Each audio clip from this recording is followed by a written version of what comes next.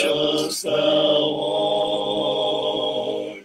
Fold me, oh, fold me close to thy breast. Shelter me safe in that haven of rest. Shelter me safe in that haven of rest. Nearer, still nearer, nothing I bring, not as an offering to Jesus my King. Only my sinful, now contrite heart, grant me the cleansing thy blood doth impart.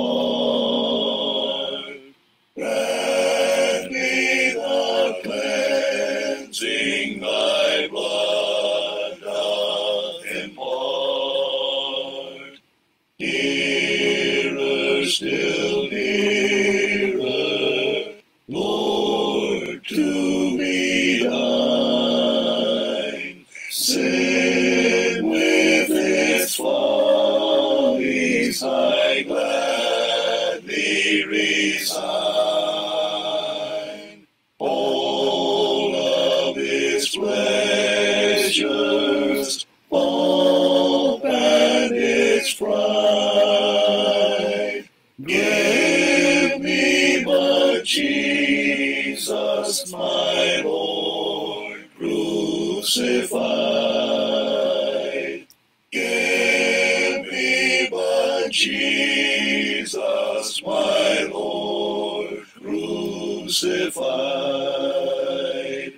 Nearer, still nearer, while life shall last, till safe in glory my anchor is cast. Through endless ages, ever to be.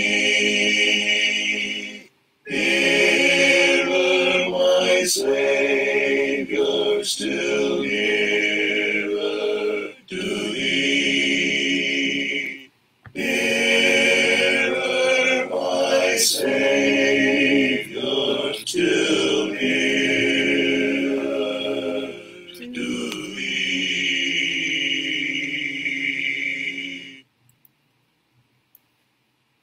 I've reached the land of corn and wine, and all its riches freely mine. Here shines a dim, one blissful day, for all my night has passed away. Oh, Beulah land, sweet Beulah land, as on the highest mount I stand, I look away across the sea, where mansions are prepared for me, and view the shining glory shore. I have my home forevermore. My Savior comes and walks with me, and sweet communion here have we. He gently leads me by his hand, for this is heaven's borderland. Oh, Beulah land, sweet Beulah land, as on the highest mount I stand, I look away across the sea, where mansions are prepared for me, and view the shining glory shore. I have my home forevermore. A sweet perfume upon the breeze is born from ever vernal trees, and flowers that never fading grow, where streams of life forever flow. Oh, Beulah land, land, sweet Beulah land, as on the highest mount I stand, I look away across the sea, where mansions are prepared for me, and view the shining glory shore, my home forevermore. The zephyrs seem to float to me, sweet sounds of heaven's melody, as angels with a white robe throng join in the sweet redemption song. Oh, Beulah land, sweet Beulah land, as on the highest mount I stand, I look away across the sea, where mansions are prepared for me, and view the shining glory shore, my home forevermore.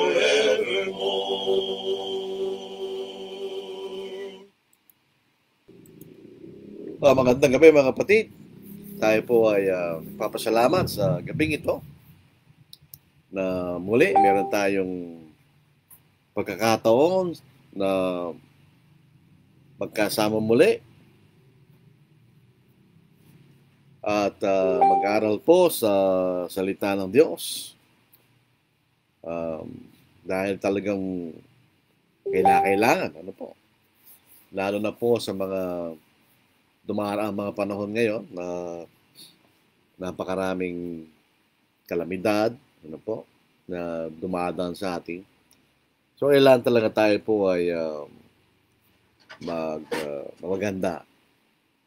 So, good evening, good morning, saan po tayo naroon sa ating po mga kaigsoon. Maayong gabi sa inyong tanan, maigsoon, sa ating mga kakabsat na imbang gabi, kada kayo amin kakabsat, sa ating mga kapatid na sa Leyte, Samar, mangupay ng gabi, kabagtuan ko ang Kristo, nalimutan ko na yata yun. Sa ating mga taga Bicol, Diyos marahay na banggi sa Indugabos, yan po ang ating pagbati sa kanila, mga taga Bicol. Diyan po sa may Camarines Norte, diyan sa may Sorsogon, Camarines Sur, hindi ko po alam sa Albay. Dito po sa mga taga-Pangasinan, ng mga kapatid, kaibigan, masanto siya labi, at siya kayo namin. Siyempre, hindi po pa tatatalo yung mga taga sa amin. May pabengi, kaya ko nga. Sa mga taga Romblon, mayad kagabi, po. So, ito po ang ating serye tungkol po sa premillennialism at ilang paksa na po ang ating natunghayan. Sa pangatlong pag-aaral po natin ay isang mahalagang parte, important part of this theory of premillennialism. Itong mahalagang bahagi po ng teoryang ito o aral pong ito na itinuturo ng halos majority ng mga denominations, sila po yung mga premillennialist, naniniwala sa aral na ito. By summary, na sa ating pong pinag-aralan, natunghayan na, ang premillennialism, ito ay dalawang salita. Pre means before, millennial means 1,000.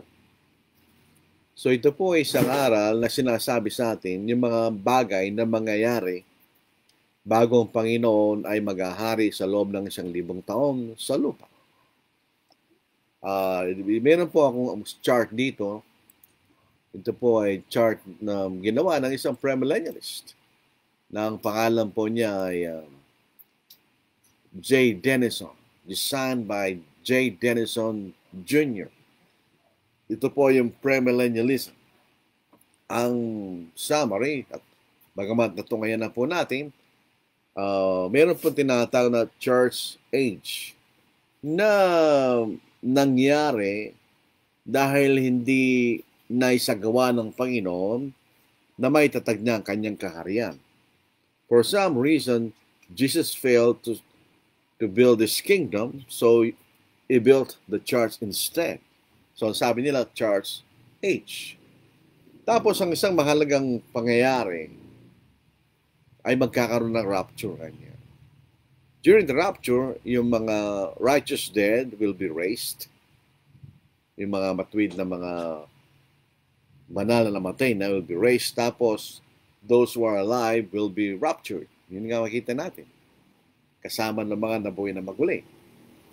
At pagkatapos noon, magkakaroon ng tribulation for 7 years.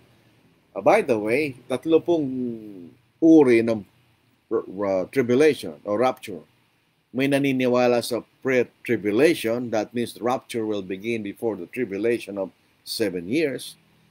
Tapos may nagtuturo ng mid-tribulation, ibig sabihin, pag sumapit ng 3.5 years, ay magkakaroon ng rapture. O yung post-tribulation, pagkatapos ng 7-year tribulation, magkakaroon ng rapture. Pero marami po yung pre-tribulation. Pagkatapos noon, yung mga nabuhay na maguling mga matuwid at mga na-rapture na buhay ng mga Kristiyano ay makakasama ng Panginoon sa loob ng 7 taon sa langit. Afterwards, bababa sila sa lupa at ang Panginoon ay magtatag ng isang literal physical kingdom for 1,000 years. Yan ang millennium kanya. Na doon daw itatalian si Satanas. Bago po yung millennium, magkakaroon ng literal battle of Armageddon, the destruction of the Antichrist. Na ito pong Antichrist ay mamamayani sa loob ng 7-year tribulation. Pagkatapos po ng millennium, si Satanas ay palalayain at pagkatapos ay mapaparusahan. After the millennium, during the judgment day, doon pa lang mabubuhay na maguli yung mga masamang mga tao. By the way, bago po yung mangyari yung millennium, yung mga mga Kristiyano na matay during the tribulation, at saka yung mga tapat na sumasampalataya during the Old Testament will be raised. Yan po ang summary ng tinatawag na premillennialism. So ang ating gustong pag-aralan po yung rapture. What is rapture? What is rapture? Alam mo, what I understand by rapture, for instance, yung appendix na pumutong, ruptured appendix. Pero dito, the word rapture comes from the Latin word rapere. Means to take away or snatch out. Ganyan. Kunin, snatch. Kumbaga sa isang krimen, kikidnapin. Yun ang ibig sabihin yan. Take away or snatch out. Ganyan. Sabi nga po na sinabi natin, it is a belief that at some point related to the tribulation of the last days, yung 7-year tribulation, the righteous will be suddenly caught up to heaven to be with the Lord for a determined period of time. 7 years, 3.5 years, depende po pre-tribulation, mid-tribulation, or post-tribulation. So yung makita natin, until it returns to this earth to establish His kingdom. So, ibig sabihin, sa simpleng salita, itong rapture, ito ay isang pangyayari na yung mga Kristiyanong buhay ay kukunin ng Panginoon. Kasama ng mga nabuhay na maguling mga Kristiyano, they will be snatched out. They will be taken away.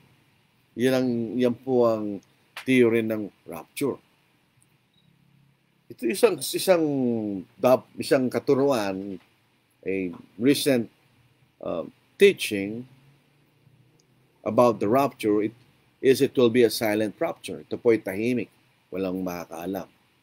Basta biglang mawawala yung mga ibang tao, hindi nila alam. Hindi nila nalalaman kung ano nangyayari. So, it is a silent rapture.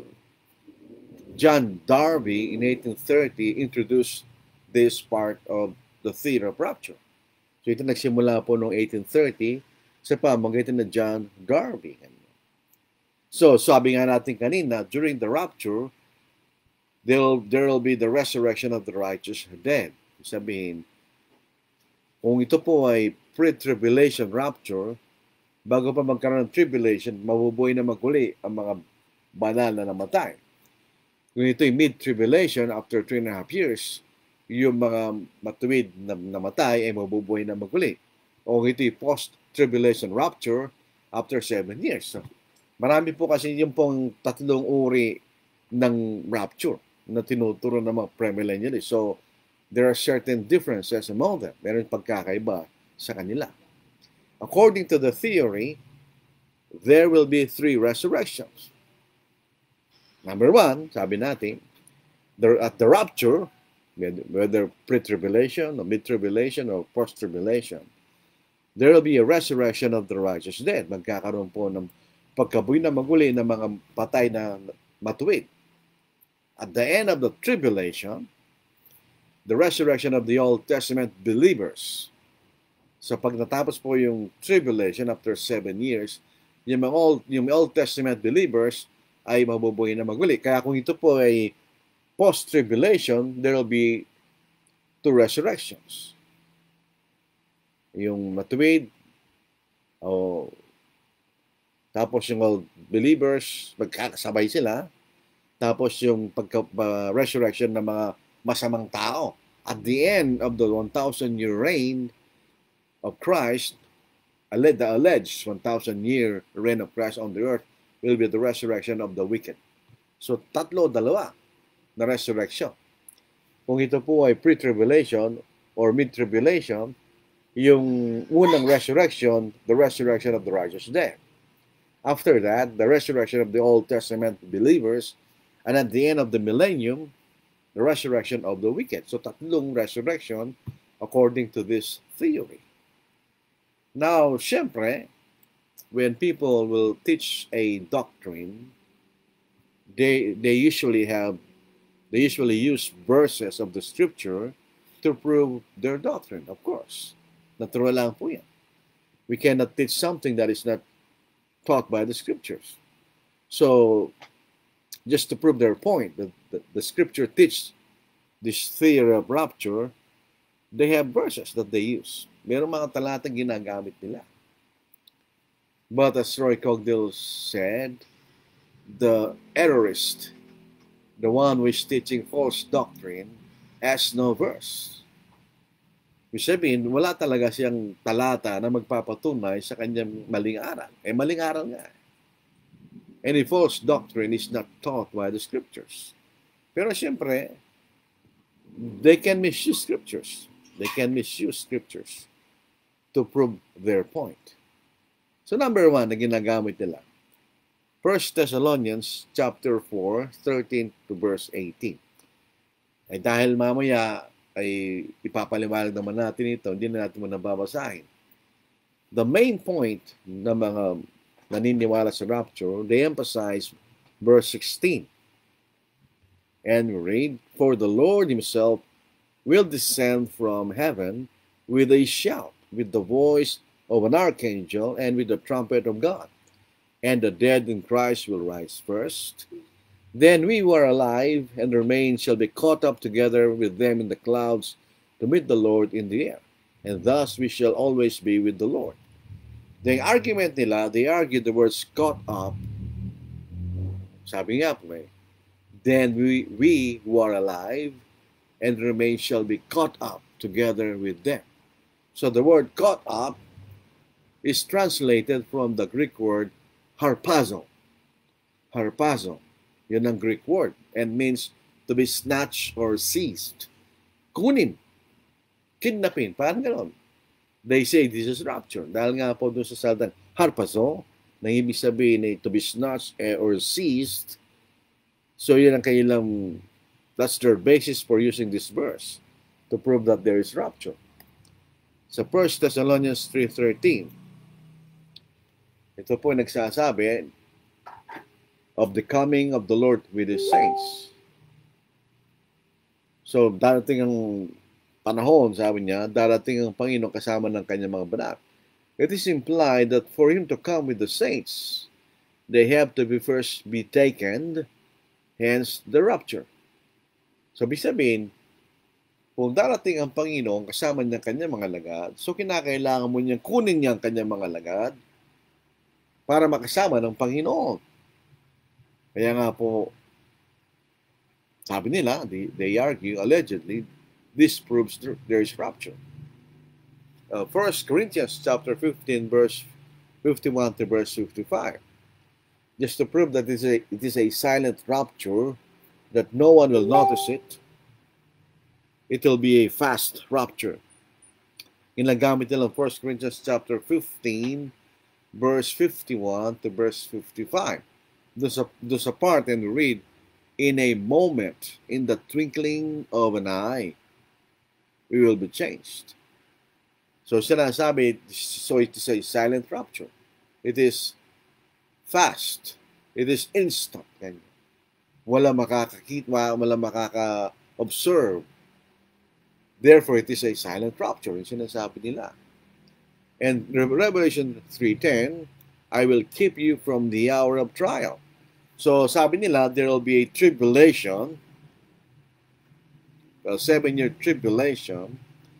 So the Lord will keep the saints from that tribulation by snatching them.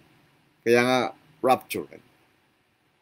Sa John 14 verse 3, allegedly, they say it proves a rapture, where Jesus said, I go to prepare a place for you, I will come back. Yun po sa John 14. So sabi nila, yun isang talata na nagpapatunay na may rapture. And Matthew 24 verses 40 to verse 41, which speaks of two being in the field or grinding the mill, one taken and one is left. Rapture daw yun. One is not, one is taken away, one is left. So you know what, talata, those are the verses which allegedly prove that the Bible teaches that there is a rapture. According to the theorist of premillennialism, di ba? So, anong problema sa aral na ito? What is the problem of this theory? If the Bible is, as far as the Bible is concerned, what is the problem of this theory? If it is taught by the scriptures, then there is no problem. But if there is a discrepancy, or there are discrepancies from the scriptures with what this rapture thing is teaching, then there's something wrong. Di ba? We have the primary truth. Truth will not contradict truth. Truth will always harmonize with truth. Di ba? Kaya kung isang bagay ay lumalaban sa isang talata sa scriptures, then that is not scriptural. That is an error. Mali pong turo yun. So, anong problema rito? They alleged the Lord's rapture is silent. It is, no one will observe it. No one will know about it. So it is silent. But it is not silent. The very verse that they used will be against them. This is 1 Thessalonians chapter 4 verse 16. Di ba yan ang ulang talatang sinasabi na mayroong rapture? This is the first scripture that allegedly is teaching rapture. They teach that the rapture is silent. Nobody will know about it. It will just happen instantly. Yeah, silent. Well, it is not silent. Because the 1 Thessalonians 4:16, which allegedly they say this is rapture, and it is silent. For the Lord himself will descend from heaven with a shout. Oh, it's not silent. With the voice of an archangel, so it's not silent. And with the trumpet of God, so it is not silent. So if they say silent rapture, the scripture is teaching against that. Hindi siya silent. Yung mismo talatang ginagamit nila, nagsasabi, hindi ito tahimik. Miro mo, merong sigaw. That's not silent.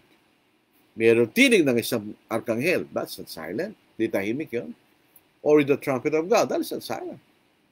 So patay silent rapture dito. So 1 Corinthians 15 verse 52, allegedly, they teach also is teaching about rapture. In a moment, in the twinkling of an eye, at the last trumpet, for the trumpet will sound, and the dead will be raised incorruptible, and we shall be changed. Not silent, di ba? Yung sabi ng talata, the trumpet will sound. When a trumpet is sound, that's a warning. Di ba? Warning yan. And the dead will be raised incorruptible, and we shall be changed. So it's not silent.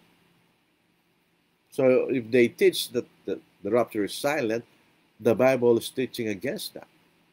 Whether it's talking about that there's rapture or talking about the coming of the Lord, it is not silent. Hindi tahimik.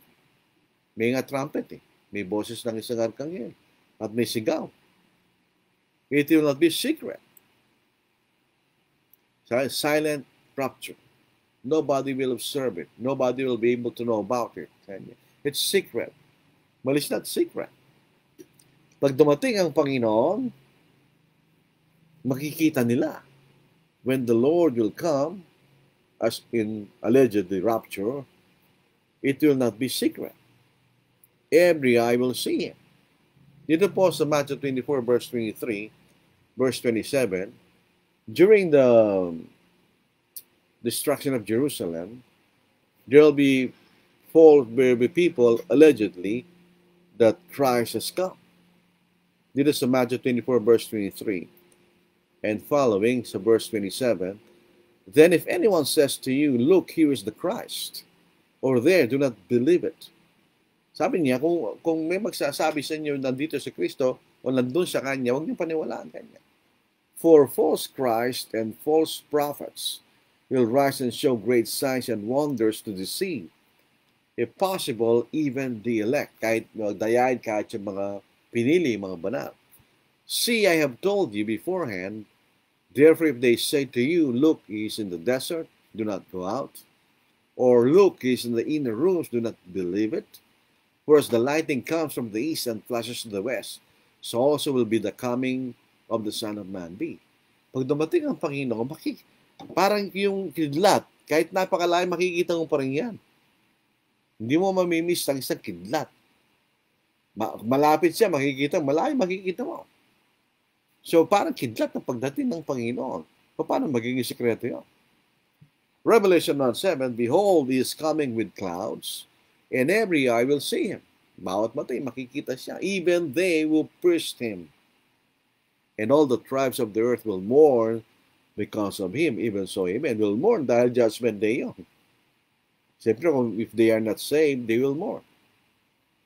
Sa Acts chapter 1, verse 10, as Christ was ascending into heaven, sabi ng anghel, Acts chapter 1, verse 10 to verse 11, and while they looked steadfastly toward heaven, as he went up, nakatingin sila sa alapa, nagpapailang lang ang Panginoon, at tumatas siya. Behold, two men stood by them in white apparel, probably angels, who also said, Men of Galilee, why do you stand gazing up into heaven?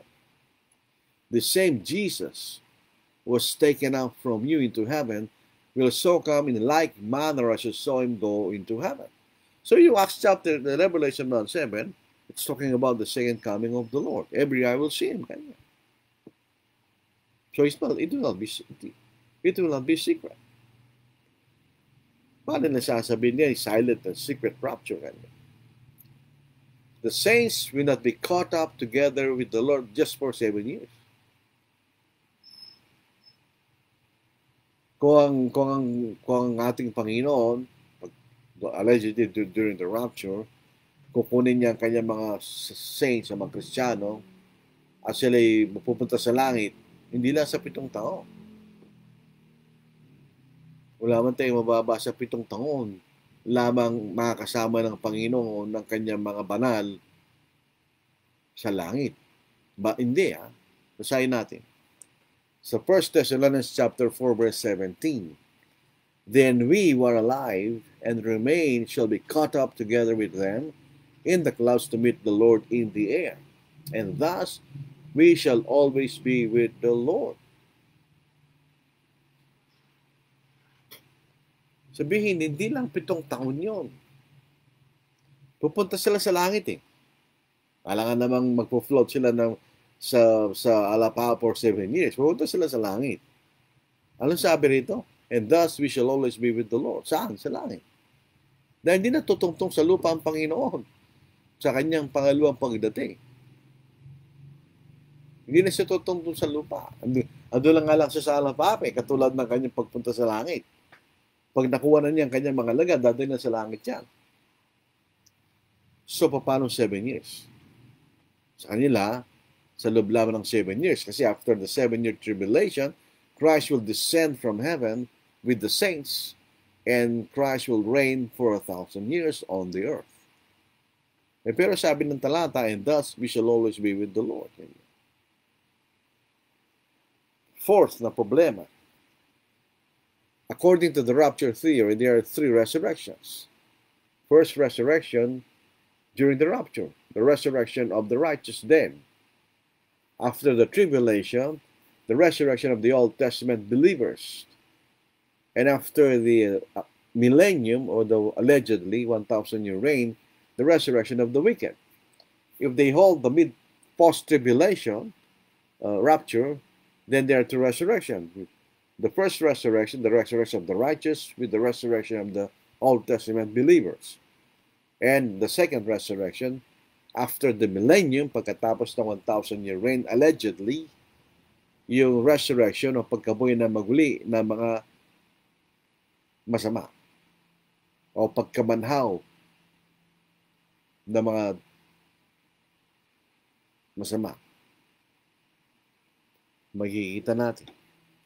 Pero, the Bible teaches that there is only one resurrection. The righteous and the wicked will be simultaneously resurrected. There is no resurrection of the wicked and the righteous with a difference of 1,000 years, or 1,007 years. According to the theory of premillennialism, di ba? Yan ang turo nila. But there is only one resurrection. John chapter 5, verse 28, verse 29. Do not marvel of this, for the hour is coming in which all who are in the graves will hear his voice and come forth. Those who have done good to the resurrection of life, and those who have done evil to the resurrection of condemnation. Sabay yan eh. So patayang mga rapture theorists o premillennialists are teaching at least 1, 3, or 2 resurrections. The Bible is teaching there is only one resurrection. Sabay, yung matuwid, pati yung masama, they will be resurrected at the same time. Problema nila yan. Just like the Jehovah's Witnesses, they said that they teach that the wicked will not rise again. They will be annihilated. Only the righteous will be raised from the graves. And dito, both the righteous and the evil ones will be resurrected at the same time. So, hindi rin totoo yung tinuturo ng mga Jehovah's Witnesses. So, yung pong, paano natin sasagutin yung kailang mga talata? How do we answer their alleged verses which allegedly prove their point that there is rapture? False teachers, simply, in promoting their theories, will use verse usually out of their context. If you use a verse out of context, you can prove anything. Siyempre. Yun ang ginagawa nila. They will, para bagang gagamitin nila sa maling paraan yung talata para mapatunayan lang nila yung kailang itinuturong mali. Instead of bringing out the meaning of the verses or exegesis, yun ang tama eh. When we read the scriptures, we are not trying to read into the verses what we think. We are trying to read what the verses are teaching. Yan ang exegesis. When you put into the verses what you think the verses are teaching, yun po exegesis. Hindi exegesis. Putting out, sabi ng exegesis. Pinalalabas po ang tinuturo ng talata. So we should always understand verses of the scriptures according to their proper context. Hindi natin sila pwedeng gamitin out of context dahil mali ang pagkagamit pagkagano. Dito po sa 1 Thessalonians chapter 4, 13 to 18. Bakit ito itinuro ni Apostle Paul? Ito ba yung itinuro niya dahil nagtuturo ng pre-millennialism o rapture na sinasabi nila? Basahin po natin ang kabuuan. Ano po? Ito sa 1 Thessalonians chapter 4, 13 to 18. Ito po ang ating mababasa. Ito po ay bagong Biblia ito na nasira na po yung Biblia pinili ni Brother Ronin.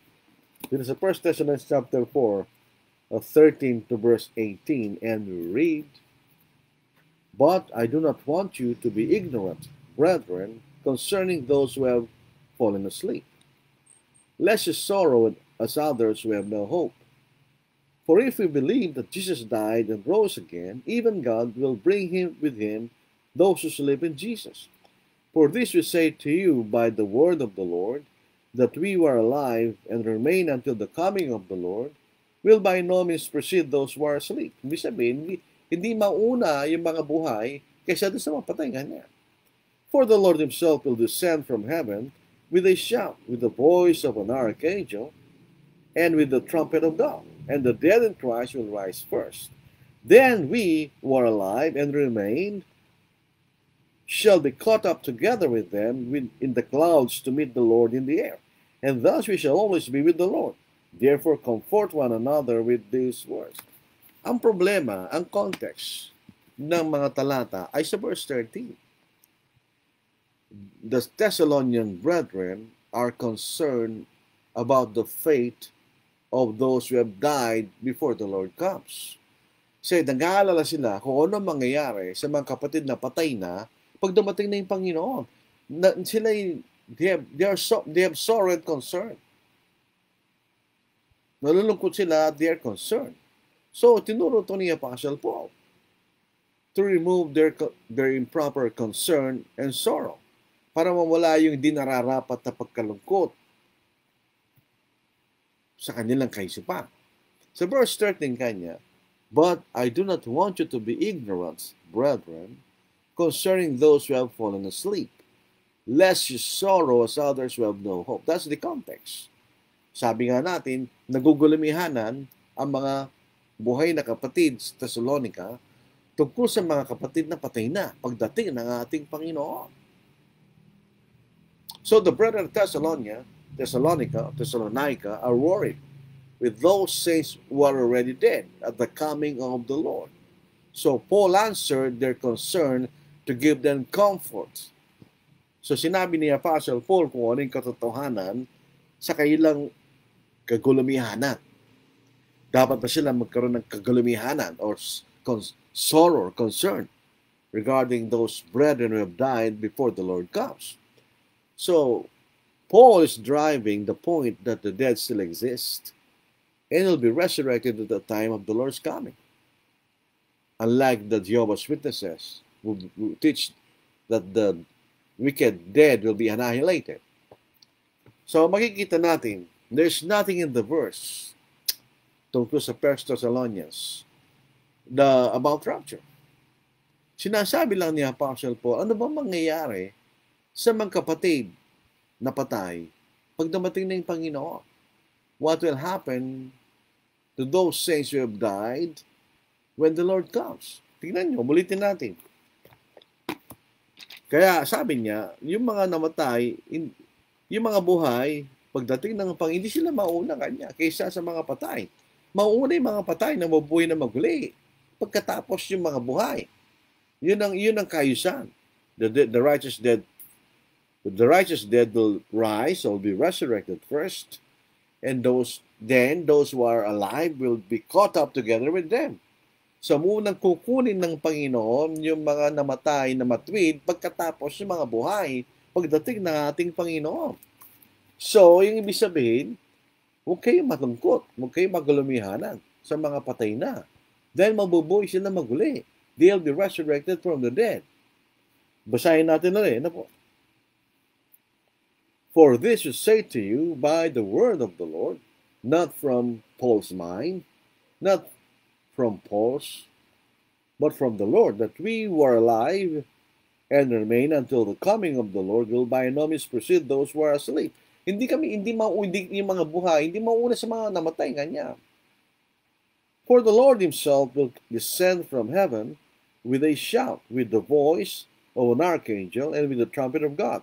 And the dead in Christ will rise first. So don't worry, sabi ni Apostle Paul. The dead in Christ will rise first at the coming of the Lord. So walang basihan para kayo malungkot tungkol sa mga kapatid na namatay na because they died with hope. Namatay silang may pag-asa kanya. So yun ang context ng 1 Thessalonians chapter 4, 13 to 18. Sabihin, there is no basis for worry or concern kanya sa mga kapatid na namatay na bago namating ang Panginoon. And this is a rapture. Pag kinuha na ng Panginoon ang kanyang mga alagad na dadalhin sa langit, ito'y magpakailanman. Hindi na sila aalis doon.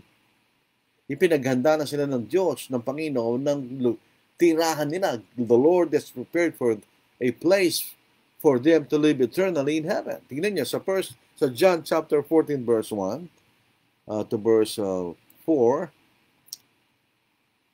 Nothing in the verse in 1 Thessalonians says that the Lord and his saints will return to the earth. Hindi na sila babalik sa lupa. Tingnan niyo, John 14 verse 1. Let not your heart be troubled. You believe in God, believe also in me. This proves the point that Christ is God. Sumasampalataya sa Diyos, ang kanyang Ama. Sumampalataya rin kayo sa akin, kanya. That shows equality, di ba? In my Father's house are many mansions. So it is a beautiful place. If it were not so, I would have told you. I go to prepare a place for you. And if I go and prepare a place for you, I will come again. So babalik akong magulingan niya. I will come again and receive you to myself. For where I am, there you may be also. Nasaan ba ang Panginoon? Saan siya pumunta? Where did the Lord go? He went into heaven. And where I go, you know, and the way you know. Yun ay sa langit. So sila dadalhin sa langit. Doon sila titira magpakailanman. They will not return to earth anymore. The Lord will not go down to the earth anymore in his second coming. So first coming, pumunta sa lupa when he went to the earth the first time. But the second resurrection, the Lord will not return to the earth. Pupunta na sa langit yan. Now, a question dito. So 1 Thessalonians chapter 4, why is it that the resurrection of the wicked not mentioned in 1 Thessalonians chapter 4, 13 to verse 18? Because the context says the brethren are concerned with the dead saints when Christ will come again. Yun ang concern nila. So yun ang sinagot ni Apostle Paul. So the answer is because the verses deal only with the saints who are dead at the coming of the Lord. But it doesn't teach any distinction between the resurrection of the righteous and the wicked. We should harmonize scriptures, di ba? This is John chapter 5, 28-29. There is only one simultaneous resurrection of both the righteous and the wicked. So, yan ang dahilan bakit di binabanggit ang mga masama doon sa 1 Thessalonians chapter 4. Verse 16 hanggang verse 17. Sabi, may isang kapatid na hindi ko nababanggit ng pangalan. Yun daw ang dahilan kanya bakit naniniwala siya na hindi isang resurrection. Ay, isa ang resurrection. There is only one resurrection. 1 Thessalonians chapter 3 verse 13. So that he may establish your hearts blameless in holiness before our God and Father at the coming of our Lord Jesus Christ with all his saints. The word saints means holy ones or sanctified ones or separated ones. Yung salitang saint from sanctified, sanctification, ang ibig sabihin, separated from sins. It doesn't say they are perfectly sinless, but they were separated from sins. Yan makikita natin. There is nothing in this verse that teaches rapture. Wala naman eh. Nasabi lang niya, Christ will come with all his saints. Where is the rapture? Wala naman. Nothing is mentioned about being caught up, being raptured, being snatched. Wala naman. Darating lang ang pagkasama ng kanyang mga lagad, kanya. Paul is saying the Lord will gather his saints at his coming. Kakasama ng Panginoon ng kanyang mga lagad sa kanyang pagdating. Dahil titipunin niya yung mga batuwid eh. This is Matthew 25 verse 31, obviously teaching about the judgment day. When the Son of Man comes in his glory, and all the holy angels with him, then he will sit on the throne of his glory. That's the judgment day. All the nations will be gathered before him, and he will separate them from one another as a shepherd divides the sheep from the goats. So, siyempre, iniwalay niya ang kanyang mga banal. Dadal niya sa langit yan eh. Yung mga goats, dadali sa impyerno yan. Walang rapture doon. Ginagamit rin po Revelation 3 verse 10. Sabi dito, because you have kept my command to persevere, I also will keep you from the hour of trial, which shall come upon the whole world to test those who dwell on the earth. What's the context? The Lord is speaking to the faithful church at Philadelphia. Kinakausap rito ng Panginoon ay mga kapatid sa Philadelphia. The Lord is speaking to them, not to us, hindi sa atin. He will protect them from further troubles, not us, them. Sabi sabihin, hindi ito tumutungkol sa lahat ng tao. Just talking with the brethren at Philadelphia. So, He will protect them. The Lord will protect them kanya from further troubles. Yan sinasabi ng talata. There is no rapture in the text, di ba? Sinasabi lang niya, huwag kayo mag-alala. Pero there is no rapture there. Ang Book of Revelation, ito po ay highly figurative and symbolical. So, hindi lahat ng sinasabi niya ay sa literal na paraan. Ganyan. It's talking about the events, the persecution of the saints that will shortly take place after the letter is written. Sabi-sabihin, ang Book of Revelation is talking about things which are shortly take place. Not 2,000 or more years after. Basahin natin sa mismong aklat ng Apocalypse. By the way, Apocalypse means uncovering. So Revelation chapter 1, dito sa verse 1. So pinakaulang talata. The revelation or the Apocalypse of Jesus Christ, which God gave him to show his servants things which must shortly take place. So hindi ang Book of Revelation na talking about 2,000 years later, hindi.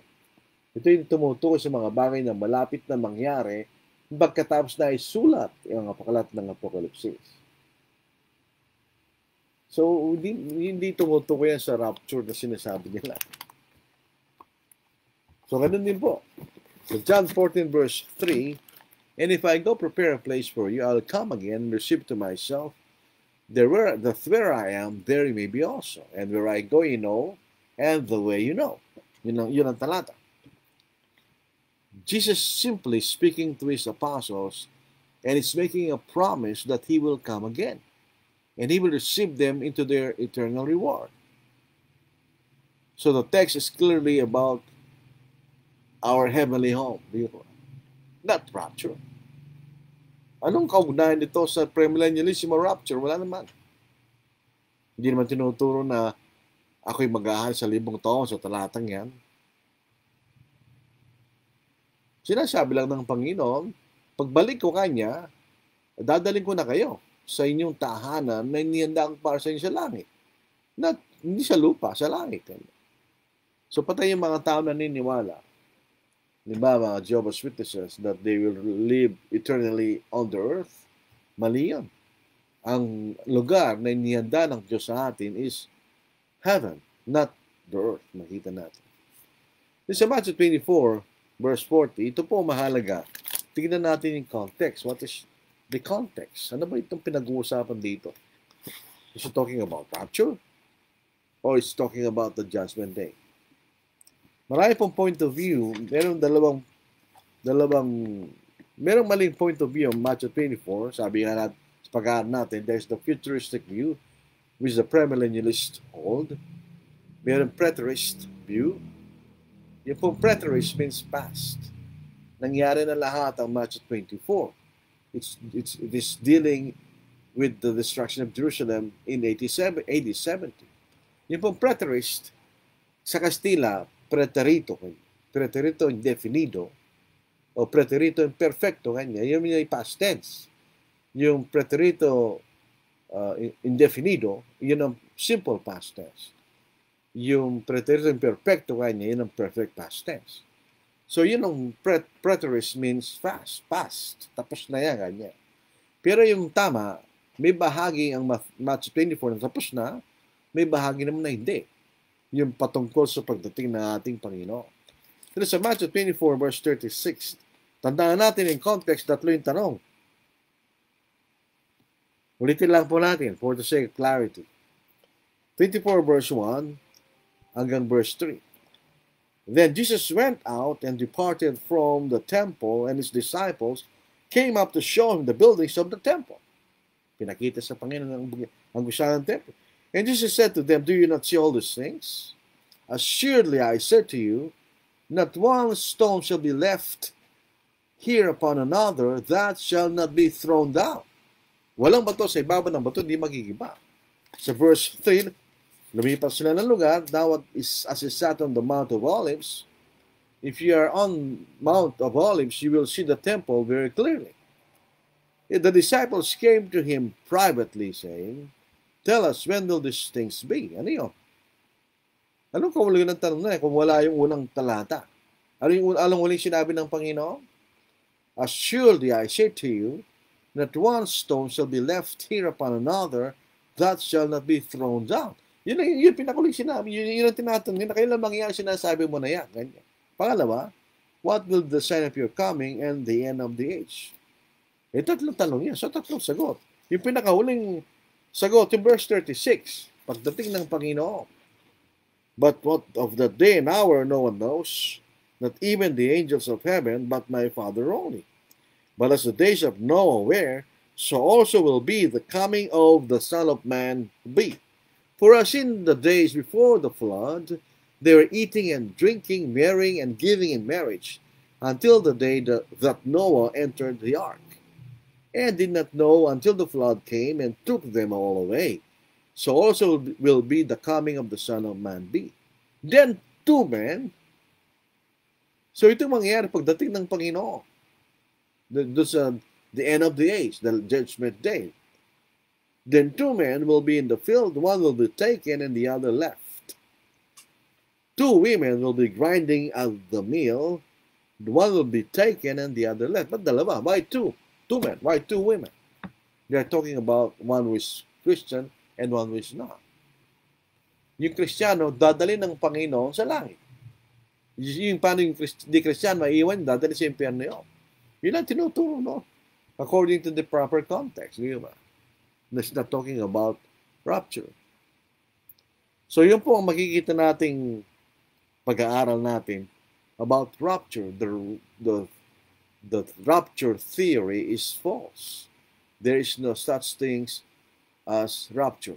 Unfortunately, in some of our older songbooks or hymn books, some songs, they have the word rapture.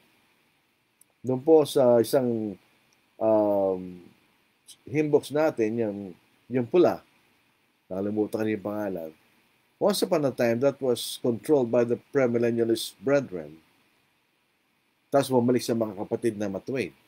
Kaya hindi mo posible na may rapture doon na salita. Pero doon sa ginagamit namin songbook, some hymns and spiritual songs, walang rapture doon. Tinanggal nila yun. Kasi wala naman talagang rapture sa Biblia. So maraming salamat po sa inyong pakikinig.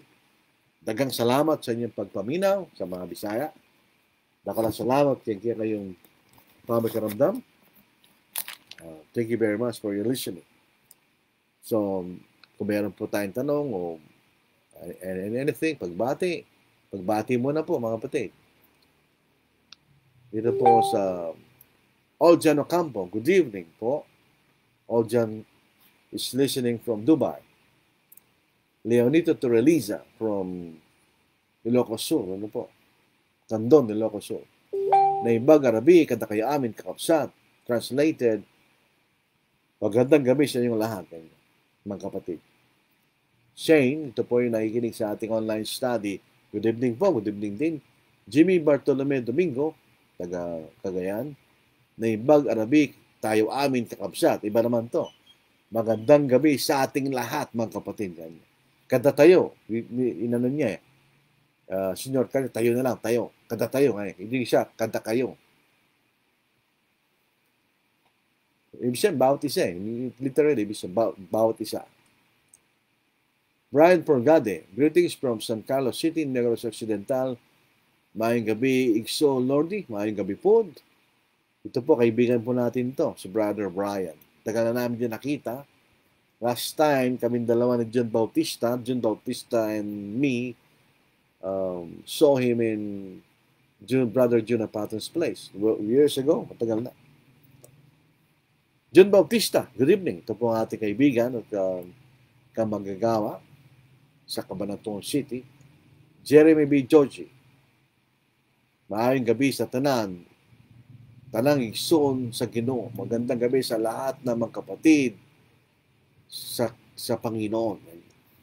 Royal Alcalas, good evening po sa ating lahat. Ito po yung maliit na kapatid na napakataas ng boses. Mas mataas ang boses niya kaysa sa kanyang height. Hindi mo akalain na ganun kataas ang boses niya. Rafael Ortiz, good evening po. Good evening po sa lahat na handa na ma-rapture kung totoong rapture. Hindi ka man pwede maghanda sa rapture kasi biglang dating. Hindi po totoo yung rapture. Wala pong ganun sa Biblia. Magandang gabi sa ating lahat mga kapatid. Si Brother Bendy Canono. Maganda rin kasi pakinggan kasi para makaiwas sa tribulation. Well, yung tribulation, wala rin po yan.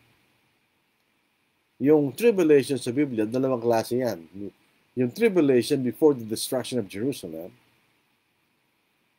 at saka tribulation during the persecution of the Christians during the Roman Empire. Pareho na tapos yan eh. Pareho na tapos yung mga bagay na tinatawag ng tribulation na yan. Sabi po ni Bernardo Gamueda, there is a lesson that I heard that when Christ return, He will not burn this earth yet. Kundi magkakaroon pa ng 1,000 years at magugunom na ng mundo. Totoo ba ito, brother? It is entirely false. When the Lord comes again, He will not set His foot on the earth. Gugunawin na niya eh. So, paano siya matitira sa loob ng 1,000 taon? Doon sa 2 Peter chapter 3, verse 10, that's very clear. Pagdating ng Panginoon, ganyan eh. Tingnan ninyo. Dalawa lang ang pagdating ng Panginoon. His first coming, when He took the nature of a man who was crucified on the earth. That's the first coming. And then the last and the second coming. Dalawa lang eh. Sa Hebrews chapter 9, basahin po natin sa Hebrews chapter 9, dalawa lang eh. Bakit gagawin tatlo? Dalawa lang eh. Sa mga premillennialists, kung sasama natin yung first coming, 4 o 3 eh. Pero sa Biblia, dalawa lang eh.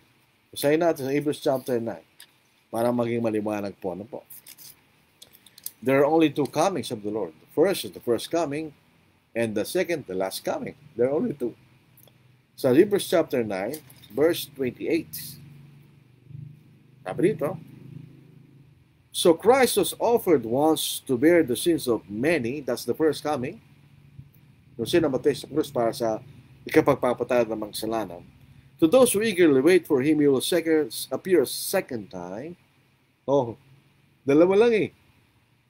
Apart from sin for salvation. For salvation, meaning, yun po, He will give us our eternal life and we will be taken up into heaven forever. Pero walang 1,000 years natutira sa lupa ang Panginoon. That's false. It's the complete opposite. Pagdating ng Panginoon, He will no longer be a king. Premillennialists teach that He will be a king when He comes again. Bible teaches He will not be a king anymore when He comes again. Basahin natin. Sa 1 Corinthians chapter 15, mga kapatid. When there will be resurrection, He will no longer be a king. Yan ang tinuturo ni Pablo sa 1 Corinthians chapter 15. Basahin po natin. Let's read. Sabi rito. Dito po sa verse 20 hanggang verse 28. But now Christ is risen from the dead. Tingnan nyo, is risen. And has become the first fruits of those who have fallen asleep. Di siya unang nabuhay na maguli na din namatay kanya. For since by man came death, by man also came the resurrection of the dead. For as in Adam all die, physically, ibig sabihin, even so in Christ all shall be made alive, physically, yung katawan, resurrection. But each one in his own order, Christ the first fruits, o yung unang bunga kanya, afterward those who are Christ at His coming, then comes the end. This will happen when Christ will come again. Christ coming kanya. Then Christ the first fruits, afterward those who are Christ at His coming, then comes the end. Kanya. Ito na yung katapsan ng sanglibutan. Then comes the end when He delivers the kingdom to God the Father, when He puts an end to all rule and authority and power, for He must reign till He has put all enemies under His feet. The last enemy that will be destroyed is death. So resurrection yung sabihin, no? So when there will be resurrection of the dead, Christ will cease to be king. He will give the kingdom to the Father. Kanya. Baligtad. So, hindi totoo yan. That's not true na He will reign a second time, 1,000 years on the earth. The kingdom is not a literal physical kingdom. It is a spiritual kingdom.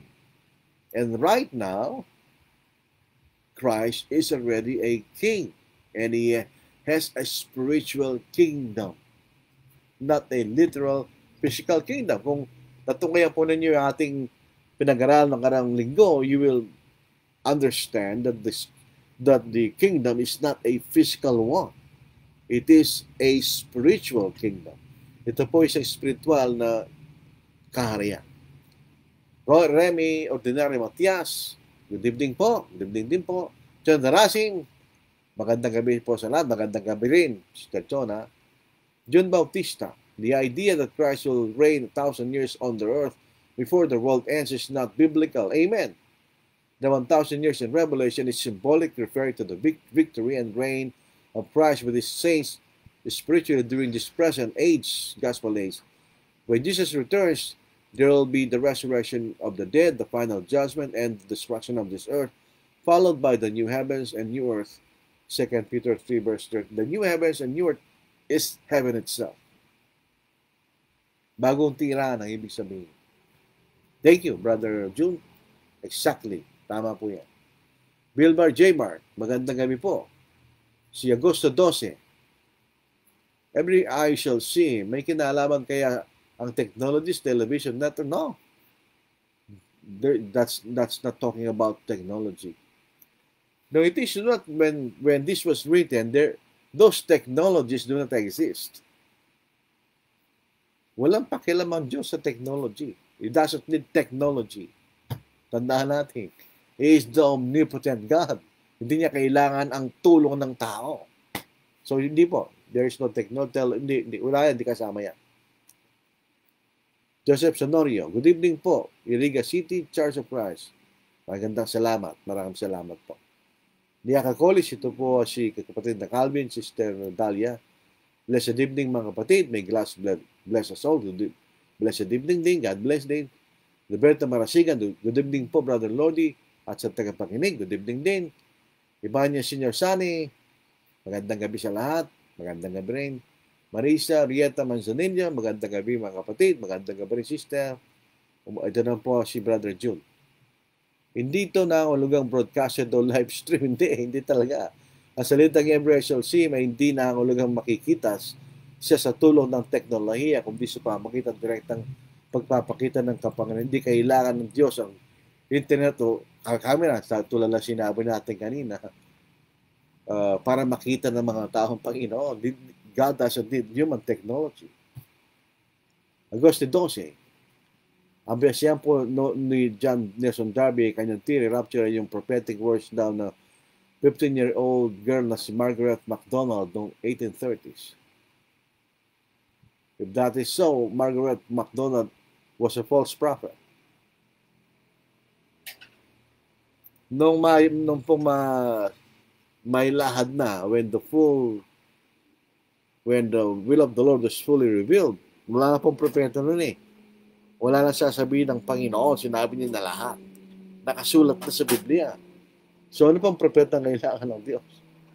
So ito sinasabing, salamat kay Brother Agosto 12 for the information, na si Margaret MacDonald, if she was allegedly a prophetess, she was a false prophetess.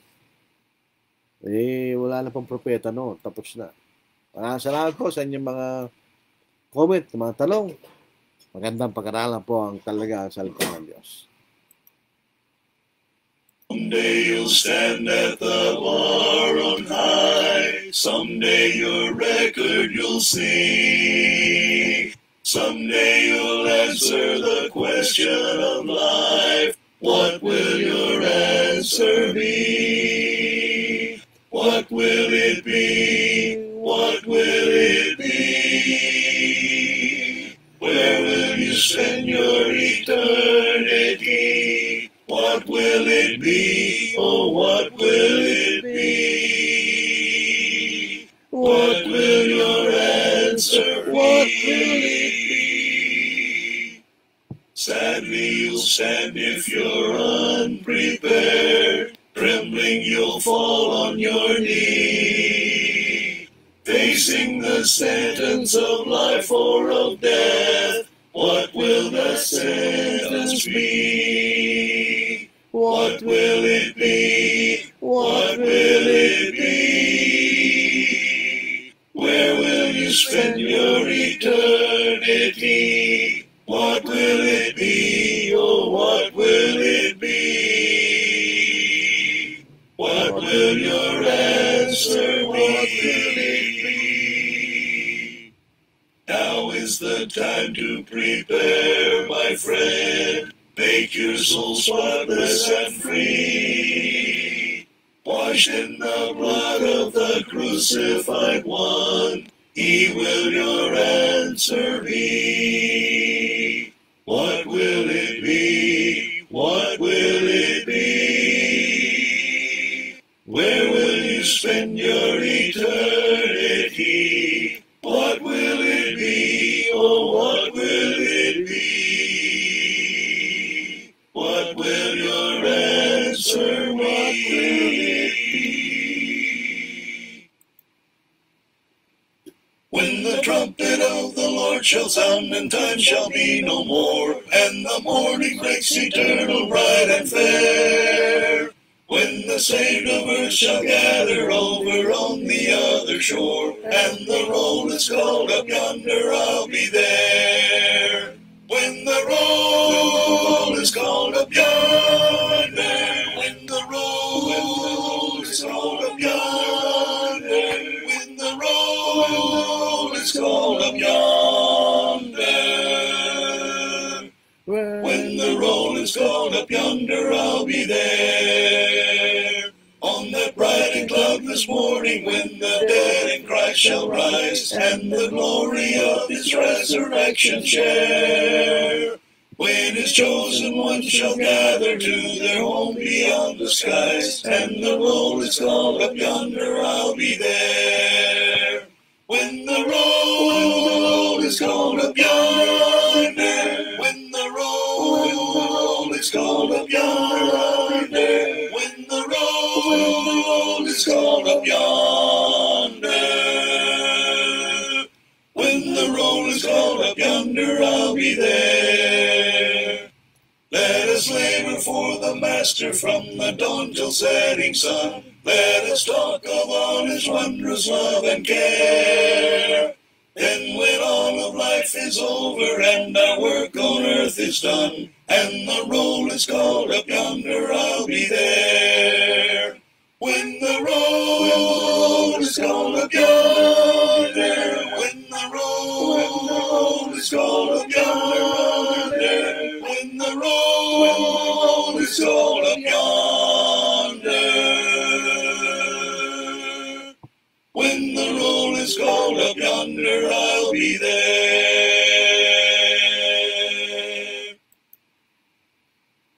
There's a call comes ringing o'er the restless waves. Send the light, send the light, send the light. There are souls to rescue, there are souls to save. Send the light, send the light, send the light, send the light, send the light, send the light. The blessed gospel light, let it shine from shore to shore, shore to shore. Send the light, send the light. The blessed gospel light, let it shine forevermore, forevermore. We have heard the Macedonian call today. Send the light, send the light, send the light, send the light. And the golden offering at the cross we lay. Send the light, send the light, send the light, send the light, send the light, send the light. The blessed gospel light, let it shine from shore to shore. Send the light, the blessed gospel light, let it shine forevermore, forevermore. Let us pray that grace may everywhere abound. Send the light, send the light, send the light, send the light. And the Christ-like spirit everywhere be found. Send the light, send the light, send the light, send the light, send the light, send the light. The blessed gospel light, let it shine from shore to shore, shore to shore. Send the light, send the light. The blessed gospel light, let it shine forevermore, forevermore.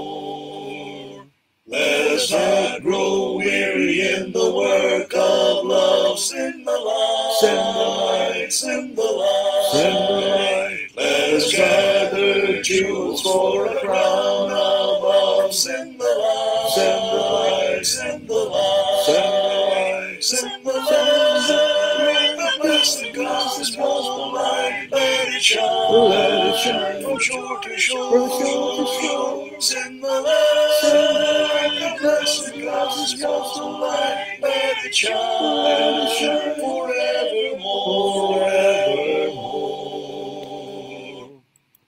Ito po mga awit na ito ay awit panyaya. Kung kayo po ay gustong makamtan ng kaligtasan na ibinibigay po ng ating Panginoon, ang maliwanag po sinasabi ng ating Panginoon na sumasampalataya at mabautismohan ay maliligtas. Noong mangaral po ang mga apostol sa kauna-unahang pagkakataon sa Pentecostes at nang may pakilala po ni Apostle Pedro at 11, sabi niya, pagkatalasasin niya ng buong Israel na ginawa ng Diyos na Kristo at Panginoon itong si Jesus na inyong ipinako sa krus. Ang sagot po ng mga Udyo na nagpapako sa krus sa ating Panginoon, mga Ginoo, mga kapatid, anong gagawin namin? Ang sabi ni Pedro at 11, magsisi kayo at ang bawat isa ay magpabautismo sa pangalan ni Kristo sa pagpapatawad ng inyong mga kasalanan at tatanggapin niyo ang kaloob ng Espiritu Santo. Yun po ang dapat po natin gawin kung gusto natin magkaroon ng kaligtasan. Kung ano po ay may tutulong, hindi po material o pinansyal na tulong, kundi tulong para magampanan po inyo ang bagay na ito sa inyong kaligtasan. Kayo po ay buong pusong tutulong sa inyo. Maraming salamat po sa inyong lahat. So tayo po ay maghihiwalay na pansamantala. Tayo manalangin. Amang Banal, salamat po sa muli, sa pagpapamalak mo sa amin na bigyan ng pagkakataon na makapangaral, magturo sa inyong katotohanan. At gibain po namin ang namang maling turo na tinuturo ng mga tao. Nawa ang mga bagay na pinag-aralan po sa gabing ito ay tumimo sa aming puso't kaisipan. Kung pumalabanan po namin ang anumang maling turo na naituturo na nadadaya po sa mga kaluluwa ng mga tao. Alam po namin naman na kami ay mga taong niligtas mo lamang, pinatawad sa mga kasalanan. Wala kaming dapat pagmalaki sa inyong harapan. Kami humangi ng tawad sa inyo sa aming mga pagkakamali. At hiningi rin po namin ng patnubay ang mga namamahala po sa aming pambansa. Sana sila'y maging marunong at makapagmahala ng nararapat para mapanatili ang kapayapaan ng aming bansa. Naway bigyan niyo po kami at laging patnubayan sa pamamagitan ng salita. Bigyan niyo aming pangailangan sa araw-araw. At ang mga bagay po ito ay aming hiningi. Tagilang Panginoon sa Kristo. Amen. Maraming salamat po. Sa susunod, the word Lord willing, magkasama ulit tayo para pag-aralan ng salita ng Diyos. Ingat po tayo. Amping. God bless.